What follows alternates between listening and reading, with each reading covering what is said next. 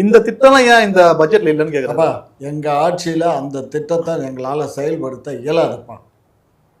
என்ன இது open statement? பெண்கள் தமிழ்நாடு முழுக்க கொஞ்சம் நாளைக்கு எந்த ஏசி பஸ்ல கூட துண்டை கேட்டுங்க சார். அது அந்த அதை சொன்னோம் பாரு. துண்டை கேட்டுங்க. அது எங்களால இப்ப ஏன்னா நிறைய எங்களுக்கு கடன் அதிகமான சுமையா இருக்கு.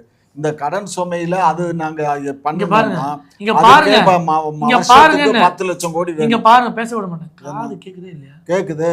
கடன் இருக்கு தெரியுமா தெரியாது? அந்த கடன் இருக்கு தெரியுது. இப்ப அந்த இது பஸ்ஸுக்கு இன்னைக்கு 50% ஆஃப் இன்கம் அதுல கட் ஆகுது. ஏற்கனவே நகர்ப்புறங்கள்ல இருக்கக்கூடிய அந்த ஃப்ரீ பஸ் போயிட்டு இருக்கு. அதுக்கப்புறம் அவுட்டர்ல இருக்கக்கூடிய இந்த பஸ்ஸுக்கு இந்த மாதிரி பண்ணணும்னா பஸ்ஸினுடைய வருமானத்துல 50% போயிடும்.